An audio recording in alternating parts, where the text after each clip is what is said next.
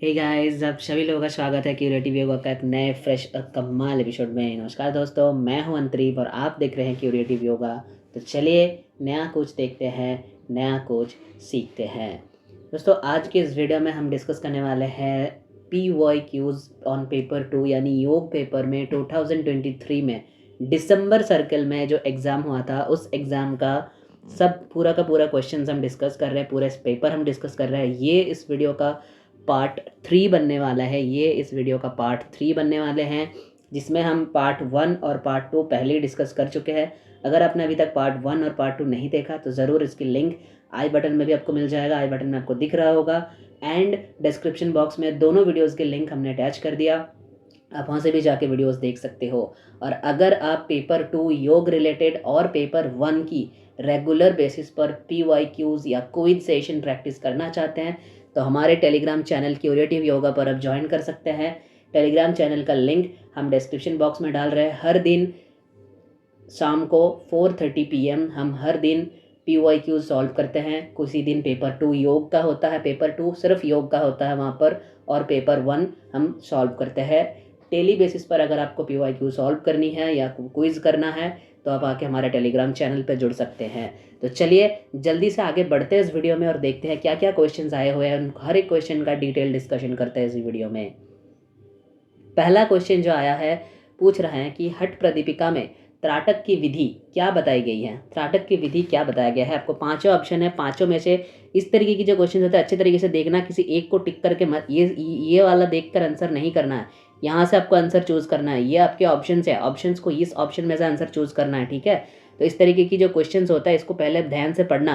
कई बच्चे होते हैं यहाँ तक पढ़ते हो, बस यहाँ तक पढ़ लेते हो, ऊपर वाला सेक्शन पढ़ लेते हो, फिर आंसर करके आ जाते हो, सिलेक्ट करके आ जाते हो।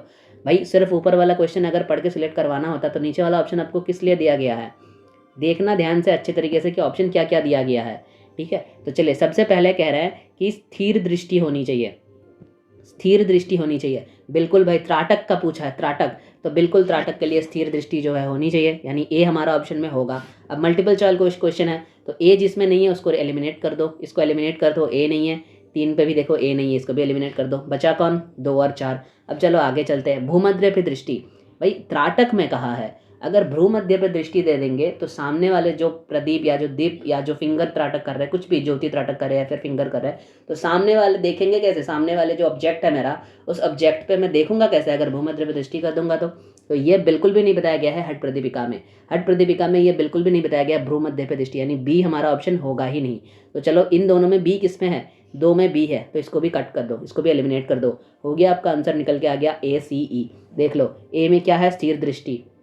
सी में क्या है, सी में आ गया सूक्ष्म लक्ष्य पर एकाग्रता। बिल्कुल, जो सूक्ष्म वस्तु हम सामने रखे हैं, सूक्ष्म जो लक्ष्य हमने स्थिर किया है उस लक्ष्य पर एकाग्रता करना चाहिए, ये विधि बताई हुई है हठ प्रदीपिका पर। फिर कह रहा है नासाग्र में दृष्टि। अगर नासिका ग्रह में दृष्टि रखेंगे तो देखेंगे कैसे, सामने दृष्टि स्थिर कैसे करेंगे सामने सूक्ष्म लक्ष्य पर, तो ये भी हमारा ऑप्शन नहीं होगा। तो यानी ई हमारा ऑप्शन बन जाएगा। अक्षुपात होने तक, यानी जब तक आपके आंखों से पानी ना आ जाए तब तक एक दृष्टि से आपको देखते रहना चाहिए, तब तक एक दृष्टि से आपको देखते रहना चाहिए। यानी इसी के साथ इसका आंसर बन जाता है आंसर 4, यानी ऑप्शन 4 आपका आंसर हो जाएगा ACE, ठीक है। अगर आपको यह आंसर आपके पेपर में नहीं मिल रहा है तो यह क्वेश्चन ID ढूंढ कर देख लीजिएगा। ये हमारे सीरीज में 21 में है, आपके पेपर में अलग होंगे क्योंकि क्वेश्चन सफल होते हैं हर सेट में। तो ये क्वेश्चन ID देख कर आप आंसर मिला लेना। इसका जो आंसर है वो है आंसर 4 हो जाएगा। आप आपके पेपर में क्वेश्चन ID से क्वेश्चन ढूंढ लेना, ठीक है। चलिए इसी के साथ आगे बढ़ते हैं नेक्स्ट क्वेश्चन पर। इसका ऑप्शन आंसर 4 है। नेक्स्ट प्रश्न क्या कह रहे हैं, नेक्स्ट प्रश्न कह रहे हैं कि अपाचन के मुख्य कारण क्या है। अपाचन मतलब इंडाइजेशन के कारण पूछा है। पाचन अपाचन, ठीक है। अपाचन का मतलब होता है ये इंडाइजेशन के कारण पूछ रहे हैं। इंडाइजेशन के मुख्य कारण पूछा गया है, क्या है इंडाइजेशन का मुख्य कारण क्या है। पहला ऑप्शन आपका है आहार में खनिज लवण की कमी होना। आहार में खनिज लवण की कमी होना, यानी मिनरल्स जो है वो अगर आप कम क्वांटिटी में ले रहे हो, तो मिनरल्स अगर आप कम क्वांटिटी में ले रहे हो तो वो एक कारण हो सकता है। पहला ऑप्शन आपको दिया गया है। दूसरा ऑप्शन क्या बोले जा रहा है, दूसरा बोला जा रहा है गरम मसाले के साथ गरम चाय लेना। चलो ये आपको समझ में ना भी आए, ये आप फॉर एग्जांपल मैं पकड़ रहा हूँ कि आपको समझ में नहीं आया। अब ये मल्टीपल चॉइस क्वेश्चन है तो इसको तो हम एलिमिनेट करेंगे ही भाई, इसको तो हम एलिमिनेट करेंगे। तीसरा ऑप्शन पढ़ लो, क्या कह रहे हैं कि मानसिक और भावनात्मक विक्षुब्धता, ये तो बिल्कुल है, बिल्कुल बिल्कुल है। यानी आप अगर मेंटल हेल्थ आपका सही नहीं है, अगर आप मेंटल हेल्थ इम्बैलेंस्ड है, तो बिल्कुल आपके इंडाइजेशन ही बनेंगे। मतलब सी तो आपका आंसर होगा ही होगा। सी अपाचन पूछा है, इंडाइजेशन के कारण पूछा है, तो सी तो आपका ऑप्शन होगा ही होगा। अब देखो सी किस में है, सी इसमें भी है, और सी किस में है, इसमें भी है, और सी किस में है, इसमें भी है। तो चलो एक में नहीं है, इसको तो एलिमिनेट हमने कर दिया। अच्छा, पहला ऑप्शन को हमने तो पढ़ा ही नहीं। पहला ऑप्शन क्या पढ़ा था?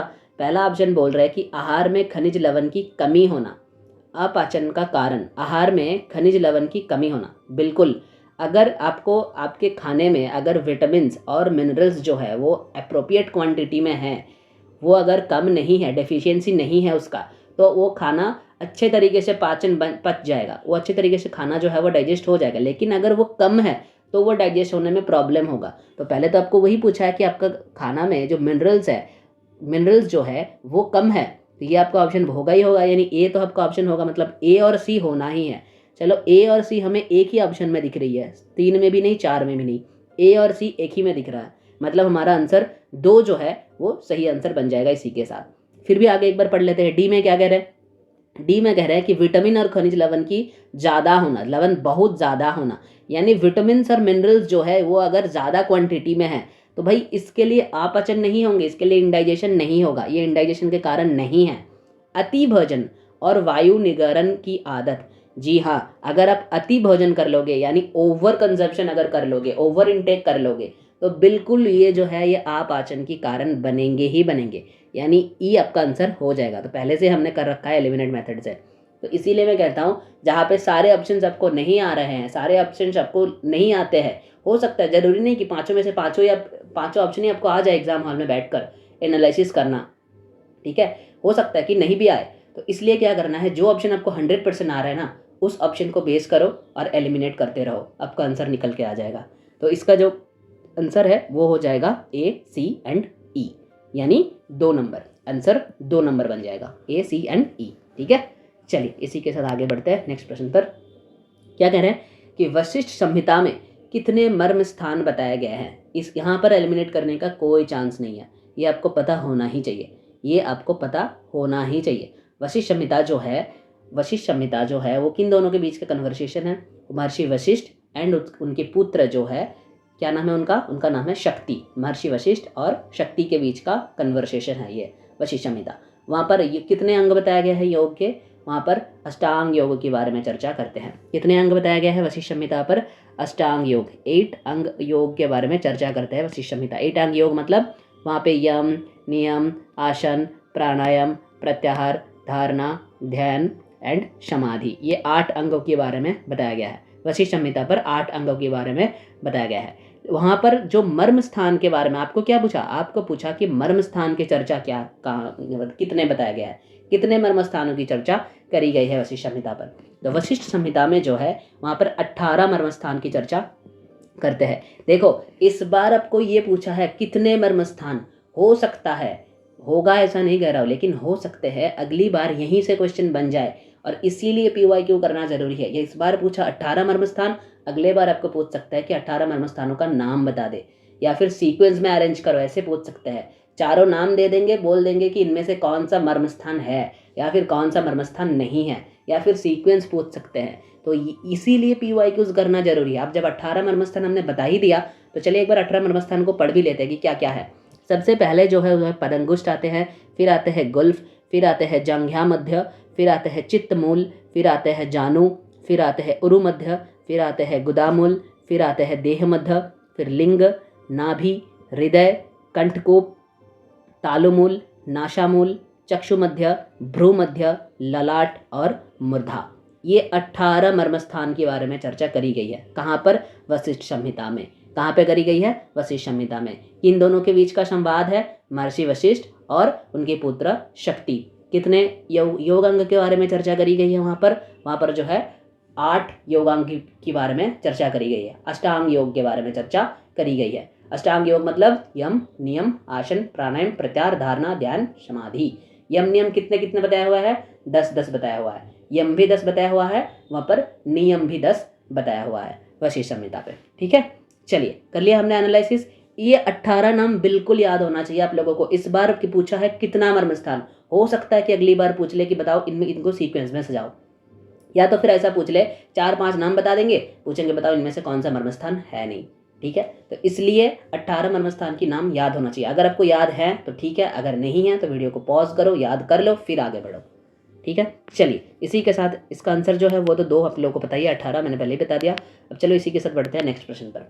नेक्स्ट प्रश्न पे क्या कह रहा है, कह रहा है हठ प्रदीपिका में पूरक के अंत में कौन सा बंध लगाने के लिए बोला गया है। पूरक के अंत में पूछा, देखो पूरक के अंत में, ये बाय द वे बता कहाँ गया है, हठ प्रदीपिका में, जो दूसरे अध्याय है, हठ प्रदीपिका में जो दूसरे अध्याय पर यह बताया जाता है। ठीक है, दूसरे अध्याय पे ये बताया गया है जी, कि इसका सीक्वेंस अगर आप देखोगे ना, निकालोगे तो इसका सीक्वेंस बन जाएगा उस हिसाब से जो बताया गया है। ठीक है, क्या बताया गया है, आपको पूछ रहा है कि पूरक के अंत में पूछा गया है कि पूरक के अंत में किसका बताया गया है, मतलब पूरक के अंत में कौन सा अभ्यास करने के लिए बताया गया है जी। पूरक के अंत में जो बताया गया है वो है जलंधर। पूरक के अंत में जो बताया गया है वो है जलंधर। अब देखो कुछ जलंधर बंध, उड्डयन बंध और मूल बंध, तीनों का ना बताया हुआ है एग्जैक्ट कि कब कब करना चाहिए। तो देख लो पहले, पूरक के अंत में बोल रहा है जलंधर बंध के बारे में बताया गया है। पूरक के अंत में क्या करना चाहिए, जलंधर करना चाहिए। और जलंधर करने के बाद, इसके बाद जलंधर के बाद क्या बोला गया है, मूल बंद करना चाहिए। उसके बाद यानी जलंधर बंधा के बाद मूल बंद करने के लिए बताया गया है। जलंधर बंद करने के बाद मूल बंद करने के लिए बताया गया है। फिर रेचक से पहले, उड्डयन को कब बताया गया है, उड्डयन को बताया गया है कि रेचक से पहले और कुंभक के अंत पर, रेचक से पहले और कुंभक के अंत में उड्डयन करना चाहिए। रेचक से पहले और कुंभक के अंत में।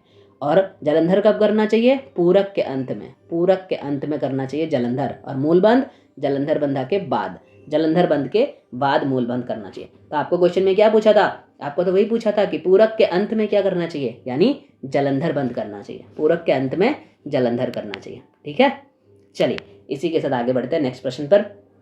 नेक्स्ट प्रश्न पे क्या कह रहा है, कह रहा है ईशावास्य उपनिषद के अनुसार मृत्युम तीर्था संबंधित है। मृत्युम तीर्था ये किसके साथ संबंधित है। देखो ये जो सवाल है, ये जो सवाल पूछा गया है, ये ईशावास्य उपनिषद में, देखो आपको 5 ऑप्शन दिया गया है, मल्टीपल चॉइस क्वेश्चन बनाया गया है इस क्वेश्चन को।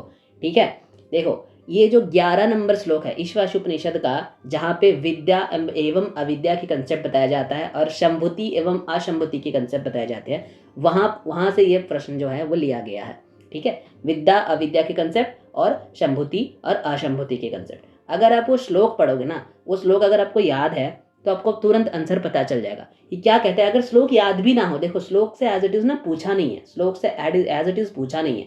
अगर श्लोक याद भी ना है ना, तो भी आप आंसर कर पाओगे। क्या बोला था वहां पर कि जो विद्या का उपासना करते हैं वो उनको मृत्यु की प्राप्ति होती है, वो मृत्यु को पार कर जाते हैं।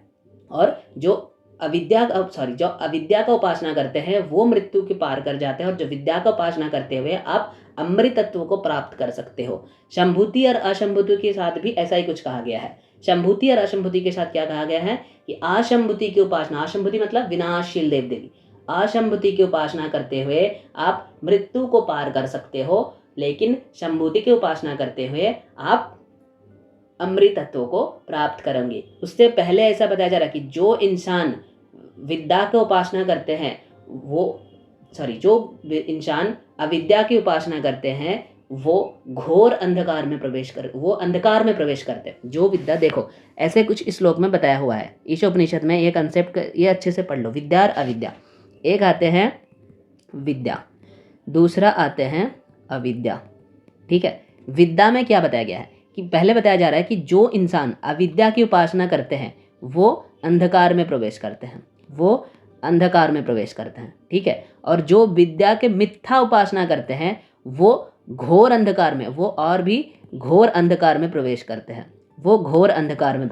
हैं, ऐसा ही बताया गया है असंभूति और संभूति के बारे में।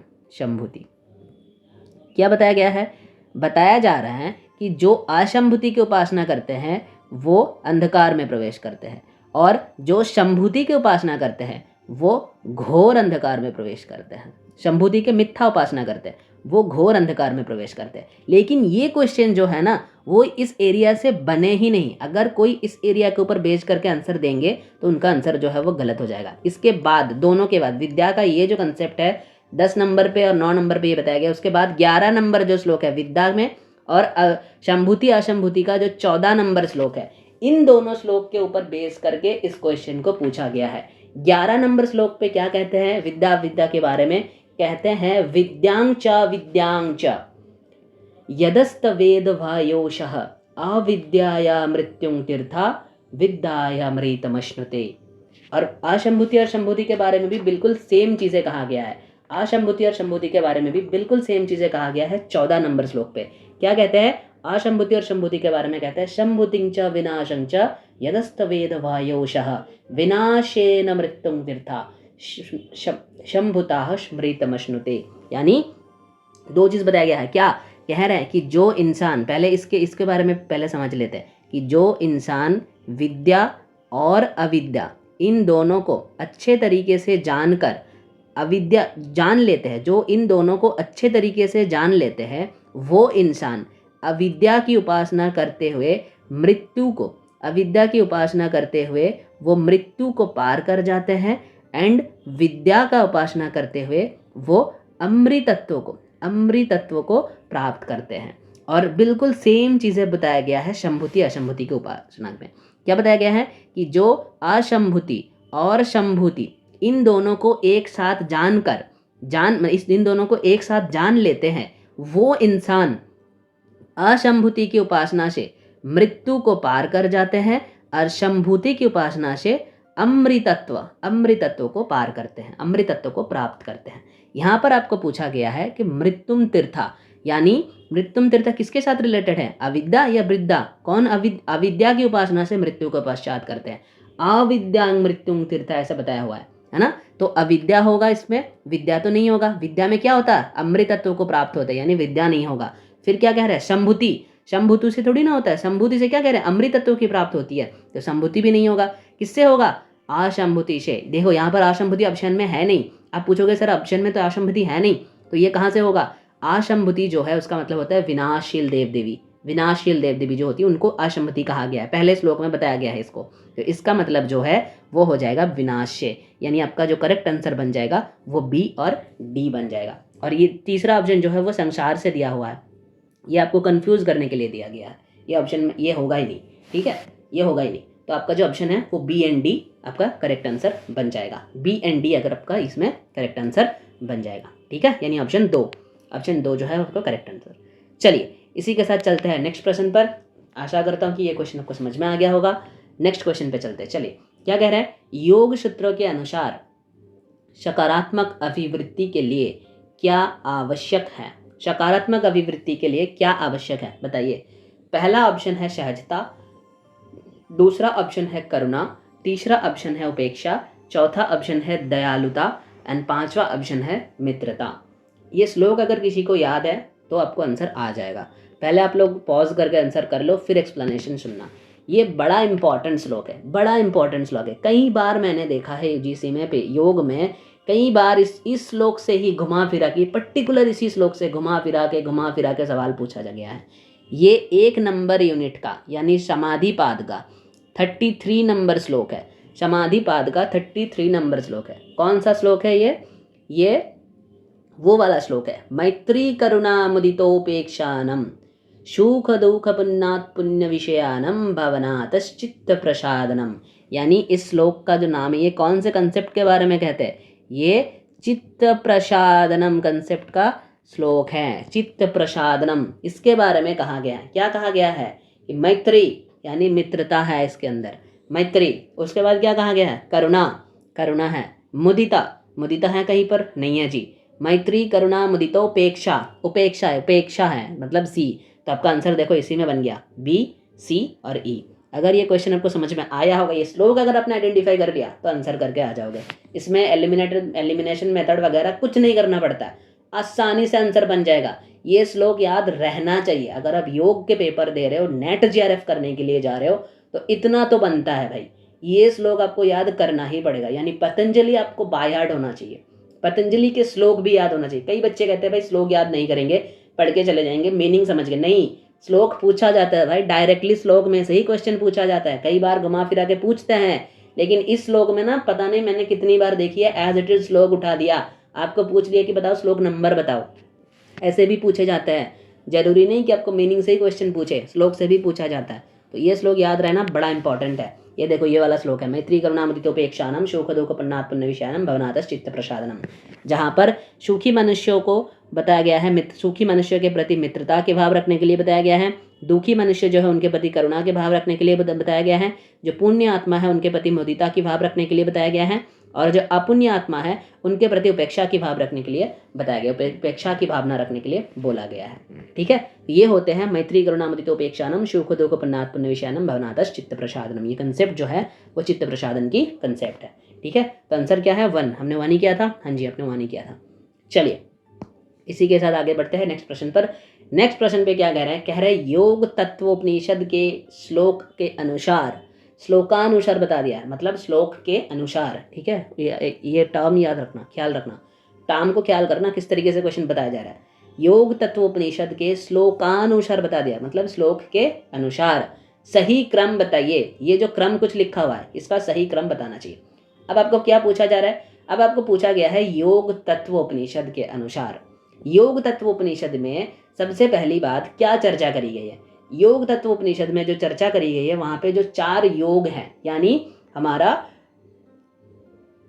4 योगों की टाइप्स जो है, हमारा राजयोग, हमारे जो 4 योग की, हमारे 4 योगों की टाइप्स यानी राज, लय, मंत्र और हठ योग। राजयोग, लय योग, मंत्र योग, हठ योग, इन चारों योगों के बारे में बताया हुआ है। और हठ योग के बारे में बताते हुए वहां पर अष्टांग योग की चर्चा है, यानी यम नियम आसन प्राणायाम प्रत्याहार धारणा ध्यान समाधि अष्टांग योग के बारे में चर्चा करते हैं। जब राजयोग के बारे में बताते हैं तो राजयोग को बताते हुए ये सारे प्रैक्टिसेस की जिक्र आते हैं वहां पर। राजयोग जहाँ पे ये बताते हैं, ये जो है ये राजयोग है। योग तत्वोपनिषद में एक कंसेप्ट है, योग तत्वोपनिषद में एक कंसेप्ट आते हैं राजयोग, यानी यहाँ पे चारों योगों की नाम, चारों योग का नाम तो मैंने पहले बता दिया। राजयोग हमारा जो है मंत्र योग, फिर है राजयोग हो गया, मंत्र योग हो गया, हठ योग और लय योग।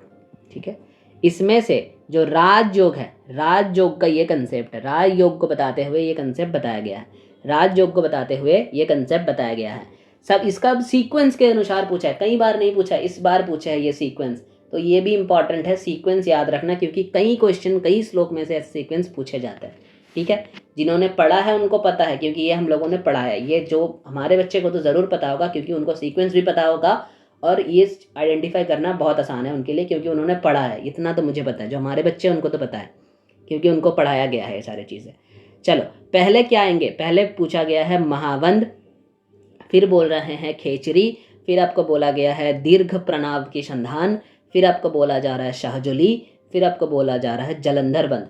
अब सबसे पहले क्या आएगा, सबसे पहले जो आएगा वो है जी महावंद। सबसे पहले सीक्वेंस में अगर आप श्लोक में भी देखेंगे तो वहाँ पर सबसे पहले जो है सबसे पहले जो है महावंद आएगा, यानी आपका ऑप्शन हो जाएगा ए सबसे पहले, यानी ये हो गया एलिमिनेट, ए सबसे पहले। अगर आपको सारे याद भी ना हो तो भी आप कर सकते हो, कैसे मैं वही दिखाऊंगा।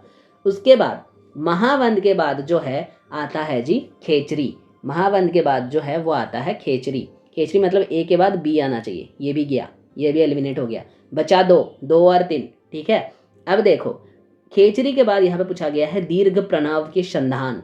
दीर्घ प्रणव संधान नहीं, दीर्घ प्रणव संधान से पहले आते हैं, खेचरी के तुरंत बाद जो बोला गया है वो है जलंधर बंद। खेचरी के तुरंत बाद बोला जाता है जलंधर बंद।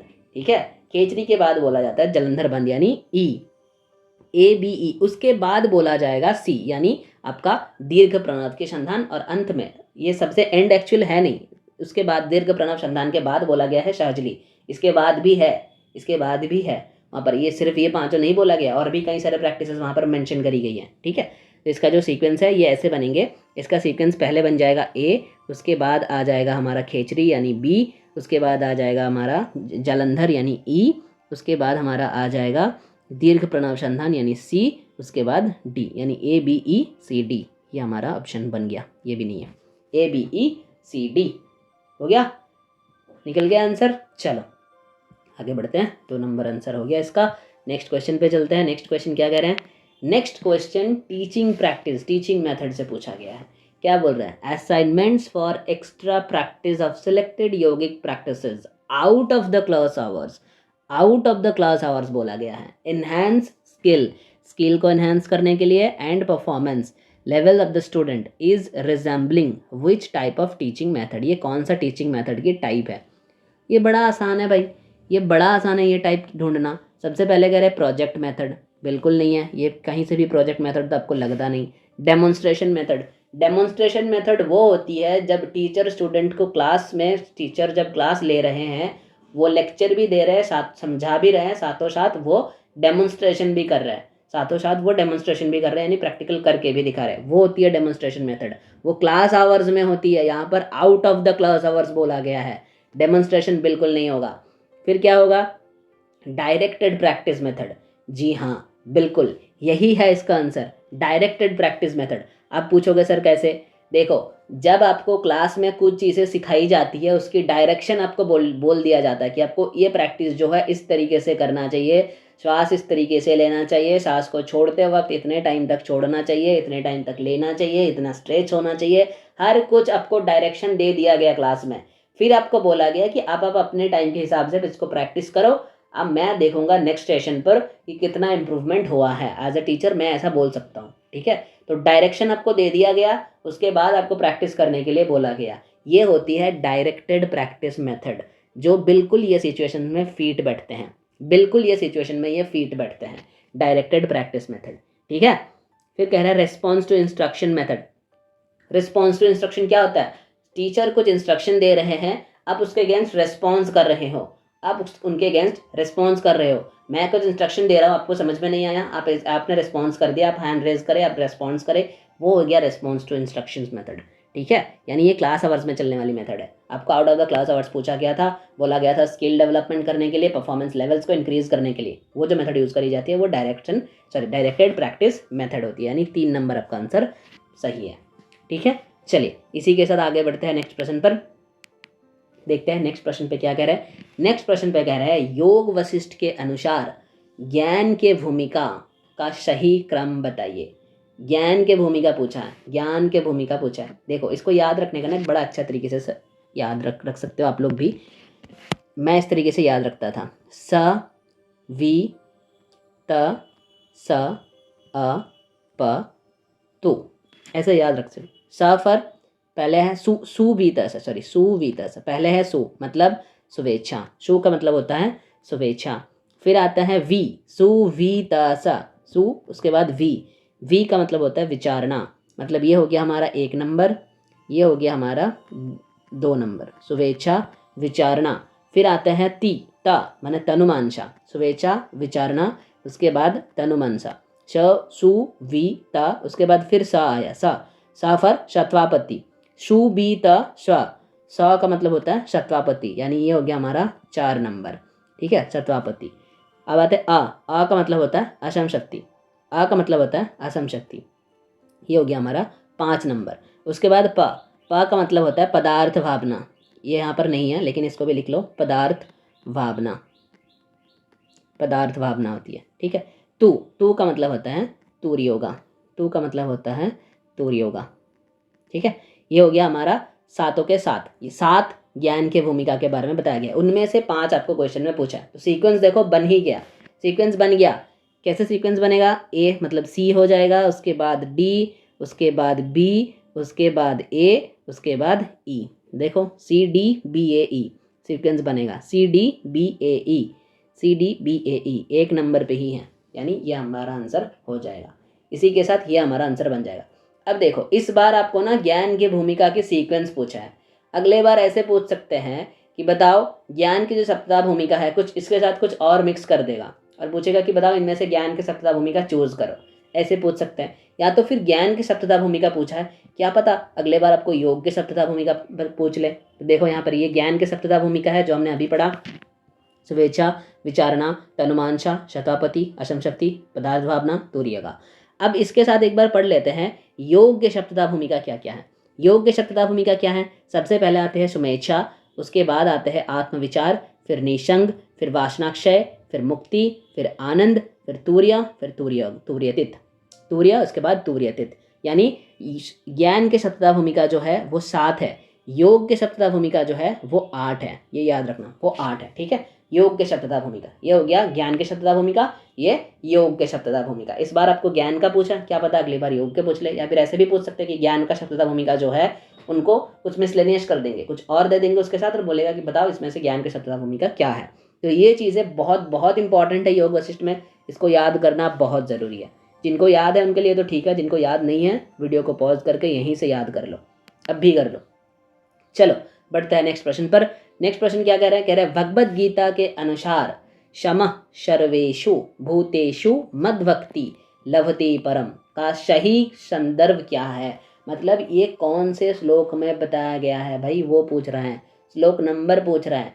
तो घबराने वाली कोई बात नहीं है, भगवद गीता से हर बार एक क्वेश्चन रहता है जहाँ पर श्लोक के नंबर आपसे पूछा जाता है भैया। ठीक है, हर बार भगवद गीता में ऐसा एक क्वेश्चन रहते ही है जहाँ पे श्लोक के नंबर आपसे पूछा जाता है।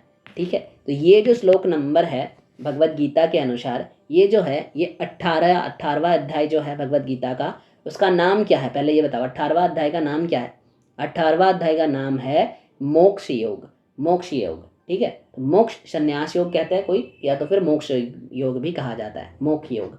तो मोक्ष योग में ये 54 नंबर श्लोक है, ये 18वां अध्याय की 54 नंबर श्लोक है, यानी ये वाला, ये आपका करेक्ट आंसर बन जाएगा। श्लोक क्या है, श्लोक क्या है, श्लोक जो है वो कुछ इस तरीके से बताया जाता है कि ब्रह्म भूतो प्रसन्नात्मा न शोचोति न कांक्षति शमः सर्वेषु भूतेषु मद्भक्तिं लभते परम, ऐसे बताया जाता है श्लोक में। इसका मतलब है कि जो इंसान जो है ये मतलब वो सिचुएशन है जहाँ पर भगवान श्री कृष्ण कहते हैं कि जो इंसान जिनको ब्रह्म प्राप्ति होती है, मतलब जो इंसान की प्रचित्त जो है वह प्रसन्न है, जो जिस इंसान का चित्त जो है वो प्रसन्न होते हैं उसको कोई शोक नहीं होता। क्या कह रहे हैं, ब्रह्मभूतो प्रसन्नात्मा, पहले कहा गया है ब्रह्मभूत यानी जिसको ब्रह्म भाव जो है वो प्राप्त हुआ है, प्रसन्न आत्मा यानी जिनकी आत्मा जो है वो प्रसन्न है, यानी प्रसन्न चित्त है, जो न शोचोति न कांक्षति, यानी उनकी कोई शोक, किसी के लिए उनको कोई शोक नहीं होता, न कांक्षति, किसी के लिए कोई आकांक्षा नहीं होता, कोई भी उपेक्षा नहीं होता। शमः, उसके बाद बताया जा रहा है शमः सर्वेषु भूतेषु मद्भक्तिं लभते परम, यानी वो इंसान, वो शम का मतलब होता है समदर्शी, जो सब में मुझे दर्शन करता है और मुझ में ही सब कुछ दर्शन करता है, उसे शम कहा जाता है। शम सर्वेषु भूतेषु मतलब सर्वभूत में वो मुझे दर्शन करता है, मुझ में ही सर्वभूत को दर्शन करते हैं। मद्भक्तिं लभते परम, यानी वो इंसान मेरा पराभक्ति पाने का, उस इंसान को मेरा जो पराभक्ति है उस पराभक्ति की लाभ होती है उस इंसान को, ऐसा बताया जाता है इस श्लोक में। यह है 18वें अध्याय का 54 नंबर श्लोक। ठीक है, और एक बात, भगवत गीता में एक और कंसेप्ट बहुत ही महत्वपूर्ण है, बहुत ही इंपॉर्टेंट है। क्या है वो है कि 18वां अध्याय की नाम एज इट इज़ आपको याद होना चाहिए। चलो एक बार देख लेते हैं, 18वां अध्याय के नाम एज इट इज़ याद होना बहुत ज़रूरी है। देखो 18 चैप्टर्स ऑफ भगवत गीता, पहला है अर्जुन विषाद योग, दूसरा है सांख्य योग, तीसरा कर्म योग, चौथा ज्ञान योग, पांचवा कर्म संन्यास योग, छठा जो है ध्यान योग, सातवां जो है विज्ञान योग, आठवां जो है अक्षर ब्रह्म योग, नवा जो है राजविद्या राजगुह्य योग, 10वां है विभूति योग, 11वां अध्याय का नाम है विश्वरूप दर्शन योग, 12वां भक्ति योग, 13वां अध्याय जो है उसका नाम है प्रकृति पुरुष विवेक योग, 14वां अध्याय गुणत्रय विभाग योग, 5वां पुरुषोत्तम विभाग योग, छठा अध्याय जो है उसका नाम है दैवासुर संपद विभाग योग, 7वां जो है श्रद्धात्रय विभाग योग, यानी 8वां है मोक्ष योग। 8वां अध्याय का ये क्वेश्चन जो पूछा गया था वो इसी अध्याय से पूछा गया था। 8वां अध्याय का 54 नंबर श्लोक था। कितना था, 8वां अध्याय का 54 नंबर श्लोक जो है वो ये है, सर्व शम सर्वेषु भूतेषु मद्भक्ति लभते परम। उसके पहला वाला लाइन क्या है, ब्रह्मभूत प्रसन्नात्मा न शचति न कांक्षति शमः सर्वेषु भूतेषु मद्भक्तिं लभते परम, ये श्लोक है। एक्चुअल इस श्लोक के लास्ट लाइन जो है आपको यहाँ पे दे दिया गया है, ये श्लोक का लास्ट लाइन है। ठीक है, इसके पहला वाला लाइन मैंने अभी आपको बोल के सुनाया कि ब्रह्मभूत प्रसन्नात्मा न शचति न कांक्षति, उसके बाद ये वाला लाइन आता है शमः सर्वेषु भूतेषु मद्भक्ति लभते परम। ठीक है, चलो इसी के साथ आगे बढ़ते हैं नेक्स्ट प्रश्न पर। चलो, हो गया आज का 10 क्वेश्चन, यहीं पे समाप्त हो गया। तो चलिए, आज का 10 क्वेश्चन आप लोगों ने देख लिया एनालिसिस सही तरीके से। अब जो जो चीज़ें आपकी लैक है वो आप पढ़ लो, उसका उस एरिया को मेकअप कर लीजिए, पढ़ लीजिए उसका। और अगर रेगुलर क्विज आप करना चाहते हो तो आपको पता है कि डिस्क्रिप्शन बॉक्स में लिंक दिया हुआ है हमारे टेलीग्राम चैनल का, वहाँ से जाके जुड़ जाइए हमारे साथ। हम रेगुलर क्विज बेसिस करते रहिए, अपना तैयारी और स्ट्रांग करते रहिए। तो चलिए, मिलते हैं आपके साथ नेक्स्ट वीडियो में। तब तक के लिए stay happy, stay healthy and keep doing yoga. धन्यवाद।